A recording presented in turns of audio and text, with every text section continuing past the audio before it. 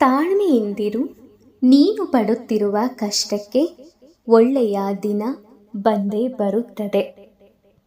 ನಮಸ್ಕಾರ ನನ್ನೆಲ್ಲ ಪ್ರೀತಿಯ ವೀಕ್ಷಕರಿಗೆ, ನಾನು ನಿಮ್ಮ ರಶ್ಮಿ ವಿಜಯ.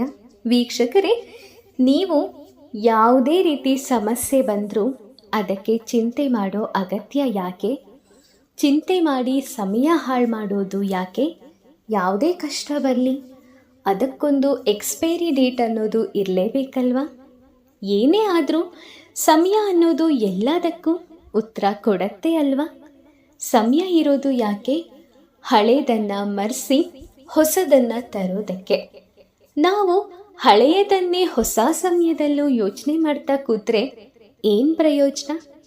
ಯಾವಾಗಲೂ ಒಂದನ್ನು ನೆನಪಿಡಿ, ಸಮಯ ನಿಂತ ನೀರಲ್ಲ, ಅದು ಬದಲಾಗ್ತಾನೇ ಇರುತ್ತೆ. ಯಾರ ಪರಿಸ್ಥಿತಿ ಈ ಕ್ಷಣಕ್ಕೆ ಹೇಗಿದೆ ಅಂತ ನಾವು ಯೋಚನೆ ಮಾಡ್ಬೋದು. ನಮ್ಮ ಪರಿಸ್ಥಿತಿ ಹೀಗಿದೆಯಲ್ಲ, ನಾನು ಅನುಭವಿಸ್ತಿರೋ ಕಷ್ಟಕ್ಕೆ ಕೊನೆಯೇ ಇಲ್ವಲ್ಲ ಅಂತಾನೂ ಅನ್ನಿಸ್ಬೋದು. ಆದರೆ ಯಾವುದೂ ಕೂಡ ಶಾಶ್ವತ ಅಲ್ಲ. ಕಷ್ಟಗಳು ಶಾಶ್ವತ ಅಲ್ಲ, ನೋವು ಶಾಶ್ವತ ಅಲ್ಲ. ಪ್ರತಿಯೊಂದಕ್ಕೂ ಪ್ರತಿಯೊಂದು ಸಮಯ ಮತ್ತು ನಿರ್ಧಾರಿತವಾದ ಪರಿಹಾರ ಇದ್ದೇ ಇರುತ್ತೆ. ಅದು ತಾನಾಗೇ ಬರೋದಿಲ್ಲ. ನಾವು ನಂಬಿಕೆಯಿಂದ ಕಾಯಬೇಕು. ನಮ್ಮಲ್ಲಿ ಒಂದು ಪ್ರಬಲವಾದ ನಂಬಿಕೆ ಇರಬೇಕು. ಆ ನಂಬಿಕೆ ಅನ್ನೋದು ನಮ್ಮನ್ನು ಆ ಕಷ್ಟಗಳಿಂದ ಹೊರಗಡೆ ತರೋದಕ್ಕೆ ಸಹಾಯ ಮಾಡುತ್ತೆ. ಹಾಗೆ ನಮ್ಮನ್ನು ಪರಿಹಾರದ ನೆಲೆಗೆ ಕರ್ಕೊಂಡು ಹೋಗುತ್ತೆ. ನಾವು ನಮ್ಮನ್ನು ಎಷ್ಟು ಪ್ರೋಆಕ್ಟಿವ್ ಆಗಿ ಇಟ್ಕೊಳ್ತೀವೋ, ಅಂದರೆ ನಮ್ಮ ಮನಸ್ಸನ್ನು ಎಷ್ಟು ನಾವು ಆಕ್ಟಿವಿಟೀಸಿಂದ ಕೂಡಿಸ್ತೀವೋ, ಆಕ್ಟಿವ್ ಆಗಿ ಇರೋದಕ್ಕೆ ಪ್ರಯತ್ನ ಪಡ್ತೀವೋ, ಅಷ್ಟು ಬೇಗ ನಮ್ಮ ಮನಸ್ಸು ಚೈತನ್ಯದಿಂದ ಕೂಡುತ್ತೆ. ಮನಸ್ಸು ಯಾವಾಗಲೂ ದುಃಖಿತವಾದಾಗ ದುಃಖ ಬರುವಂತಹ ವಿಷಯಗಳೇ ಬರುತ್ತೆ. ಎಲ್ಲವೂ ಕೂಡ ದುಃಖಿತವಾಗೇ ಕಾಣುತ್ತೆ. ಕೃಷ್ಣ ಪರಮಾತ್ಮ ಒಂದು ಮಾತು ಹೇಳ್ತಾರೆ, ಈ ಕಲಿಯುಗದಲ್ಲಿ ಎಲ್ಲರೂ ದುಃಖಿಗಳಾಗಿದ್ದಾರೆ.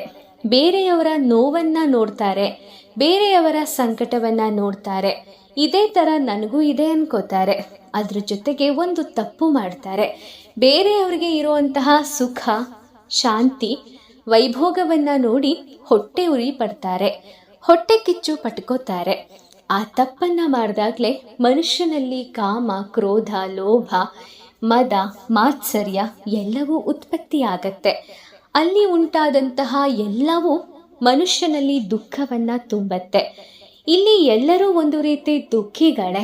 ಯಾಕಂದರೆ ಅವರಲ್ಲಿ ಅವ್ರ ಜೀವನಕ್ಕೆ ದೇವರು ಏನು ಕೊಟ್ಟಿದ್ದಾನೋ ಅದನ್ನು ನೋಡಿಕೊಂಡು ಬದುಕುವಂತಹ ತಾಳ್ಮೆ ಇಲ್ಲ. ನಮಗೂ ಒಂದು ಸಮಯ ಅಂತ ಬರುತ್ತೆ. ಆ ಸಮಯ ಬರೋವರೆಗೂ ನಾವು ಕಾಯಬೇಕು ಅನ್ನುವಂತಹ ತಾಳ್ಮೆ ಯಾವ ಮನುಷ್ಯನಲ್ಲೂ ಇಲ್ಲ ಅಂತ ಹೇಳ್ತಾರೆ ಕೃಷ್ಣ ಪರಮಾತ್ಮ. ಮನುಷ್ಯರು ಯಾಕೆ ಯಾವಾಗಲೂ ದುಃಖಿಗಳಾಗಿರ್ತಾರೆ ಕಲಿಯುಗದಲ್ಲಿ ಅಂತ ಕೇಳೋದು ನಾರದ ಮಹರ್ಷಿಗಳು. ನಾರದರು ಕೃಷ್ಣ ಪರಮಾತ್ಮನನ್ನು ಈ ರೀತಿ ಕೇಳಿದಾಗ ಭಗವಂತ ಹೀಗೆ ಉತ್ತರಿಸ್ತಾನೆ. ಸೊ ಇದು ಎಷ್ಟು ನಿಜ ಅಲ್ವಾ? ಮನುಷ್ಯ ದುಃಖ ಪಡೋದು ಯಾಕೆ? ಬೇರೆಯವರಲ್ಲಿ ಇರೋದನ್ನು ನೋಡಿ ಇದು ನನ್ನ ಹತ್ರ ಇಲ್ವಲ್ಲ ಅಂತ. ಫಾರ್ ಎಕ್ಸಾಂಪಲ್, ನಿಮ್ಮ ಹತ್ರ ಈಗ ಒಂದು ಬೈಕ್ ಇದೆ. ನೀವು ಅದರಲ್ಲಿ ಓಡಾಡ್ತೀರಾ, ಬರ್ತೀರಾ, ಚೆನ್ನಾಗಿದ್ದೀರಾ ಅಲ್ವಾ? ಆದರೆ ನಿಮ್ಮ ಎದುರುಗಡೆ ಮನೆಯವರು ಇಲ್ಲ ನಿಮ್ಮ ಸಂಬಂಧಿಕರು ಯಾರಾದರೂ ಆಗಿರಲಿ, ಅವ್ರ ಹತ್ರ ಒಂದು ಲಕ್ಸುರಿ ಕಾರ್ ಇದೆ ಅಂದ್ಕೊಳ್ಳಿ. ಅವರು ಪ್ರತಿದಿನ ಕಾರಲ್ಲೇ ಹೋಗ್ತಾರೆ, ಕಾರಲ್ಲೇ ಬರ್ತಾರೆ, ಕಾರಲ್ಲೇ ಓಡಾಡ್ತಾರೆ. ಅವ್ರ ಲೈಫ್ ಸ್ಟೈಲ್ ಆಗಿದೆ. ಆದರೆ ನೀವದನ್ನು ನೋಡಿ ಏನು ಮಾಡ್ತೀರಾ? ದುಃಖ ಪಡ್ತೀರಾ. ಅವ್ರು ನೋಡು ಕಾರಲ್ಲಿ ಓಡಾಡ್ತಾರೆ, ನಮಗೆ ಈ ಲೈಫ್ ಇಲ್ಲ, ಅವರೆಷ್ಟು ಸುಖವಾಗಿದ್ದಾರೆ, ಕಾರಲ್ಲೇ ಹೋಗ್ತಾರೆ, ಕಾರಲ್ಲೇ ಬರ್ತಾರೆ ಅಂತ. ಆದರೆ ನಿಮ್ಮ ಸುಖನ ನೀವು ಮರ್ತು ಹೋಗ್ಬಿಟ್ರಿ. ಯಾಕಂದರೆ ಅವರು ಕಾರಲ್ಲಿ ಚೆನ್ನಾಗಿ ಕೂತ್ಕೊಂಡು ಆರಾಮಾಗಿ ಹೋಗಿ ಬರ್ತಾರೆ ಅಂತ ನೀವು ಯೋಚನೆ ಮಾಡ್ತಿದ್ದೀರಾ. ಅಲ್ಲಿ ನಿಮ್ಮ ಮನಸ್ಸಿಗೆ ದುಃಖ ಸ್ಟಾರ್ಟ್ ಆಯಿತು. ನನಗೆ ಈ ಲೈಫ್ ಇಲ್ಲ, ನನ್ನ ಹತ್ರ ಈ ಕಾರ್ ಇಲ್ಲ, ನಾನು ಕಾರಲ್ಲಿ ಹೋಗ್ತಾ ಇಲ್ಲ, ನಾನು ಬೈಕಲ್ಲಿ ಬಿಸಿಲಲ್ಲಿ ದಣ್ಕೊಂಡು ಧೂಳು ಅದು ಇದು ಎಕ್ಸೆಟ್ರಾ ಎಲ್ಲ ಒಂದು ಫೇಸ್ ಮಾಡಿ ನಾನು ಹೋಗ್ತಿದ್ದೀನಿ ಅಂತ ನೀವು ಯೋಚನೆ ಮಾಡ್ತೀರಾ. ಆದರೆ ಈಗ ಬರೀ ಕಾಲಲ್ಲಿ ನಡ್ಕೊಂಡು ಹೋಗೋರಿಗೆ ನೀವೊಂದು ಎಕ್ಸಾಂಪಲ್ ಹಾಕಿದ್ದೀರಾ. ಹೌದು, ಯೋಚನೆ ಮಾಡಿ. ಅವ್ರ ಹತ್ರ ಬೈಕ್ ಇಲ್ಲ, ಒಂದು ಸೈಕಲ್ ಕೂಡ ಇಲ್ಲ. ಅವರು ಬೆಳಗ್ಗೆ ಕೆಲಸಕ್ಕೆ ಹೋಗಬೇಕು ಅಂದರೆ ಬೇಗ ಎದ್ದೇಳಬೇಕು. ನಡ್ಕೊಂಡು ಹೋಗೋ ಸಲುವಾಗಿ ಅವರು 1 ಅವರ್ ಮುಂಚೆನೇ ಎದ್ದೇಳ್ತಾರೆ ಅಂತ ಅಂದ್ಕೊಳ್ಳಿ. ಎಕ್ಸಾಂಪಲ್ಗೆ ಹೇಳ್ತಾ ಇರೋದು ನಾನು. ಆಗ ನೀವು ಅವ್ರ ಮುಂದೆ ಬೈಕಲ್ಲಿ ಹೋದ್ರಿ ಅಂದ್ಕೊಳ್ಳಿ. ಅವ್ರು ಏನು ಅಂದ್ಕೊಳ್ತಾರೆ, ನೋಡು ಅವರು ಬೈಕಲ್ಲಿ ಹೋಗ್ತಿದ್ದಾರೆ, ಎಷ್ಟು ಆರಾಮಾಗಿ ಹೋಗ್ತಾ ಇದ್ದಾರೆ, ನಾನು ನಡ್ಕೊಂಡು ಕಷ್ಟಪಟ್ಕೊಂಡು ಹೋಗ್ತಾ ಇದ್ದೀನಿ. ಆ ದೇವರು ನನಗೆ ಒಂದು ಬೈಕ್ ತಗೊಳ್ಳುವಂಥ ಯೋಗನೂ ಕೊಟ್ಟಿಲ್ಲ ಅಂತ ಫೀಲ್ ಮಾಡ್ತಾರೆ, ಅಂದರೆ ದುಃಖ ಪಡ್ತಾರೆ. ಇಲ್ಲಿ ನೀವು ಯೋಚನೆ ಮಾಡಿ, ನಿಮಗೆ ಸಿಕ್ಕಿರೋದಕ್ಕೆ ನೀವು ಖುಷಿ ಪಡಬೇಕಾ, ಇಲ್ಲ ಬೇರೆಯವರು ಏನೋ ಒಂದು ಲಕ್ಸುರಿ ಲೈಫ್ನ ಲೀಡ್ ಮಾಡ್ತಿದ್ದಾರೆ ಅಂತ ನೀವು ನಿಮ್ಮ ಮನಸ್ಸಿಗೆ ನೋವು ಮಾಡಿಕೊಂಡು ದುಃಖ ಪಡೋದು ಬೇಕಾ?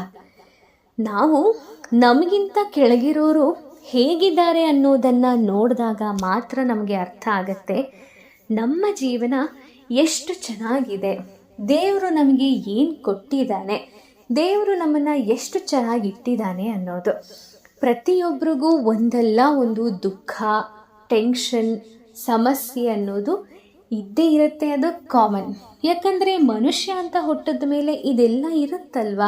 ಯಾವುದಕ್ಕೂ ಕೂಡ ನಾವು ಇವರು ಸುಖವಾಗೇ ಇದ್ದಾರಪ್ಪ, ಇವ್ರಿಗೇನು ಸಮಸ್ಯೆ ಇಲ್ಲ, ಅವ್ರಿಗೇನು ದುಡ್ಡಿದೆ ಅಂತ ನಾವು ಹೇಳೋ ಹಾಗೆ ಇಲ್ಲ. ದುಡ್ಡಿರೋರ್ಗೂ ಯೋಚನೆ ಇರುತ್ತೆ, ಕಷ್ಟ ಇರುತ್ತೆ.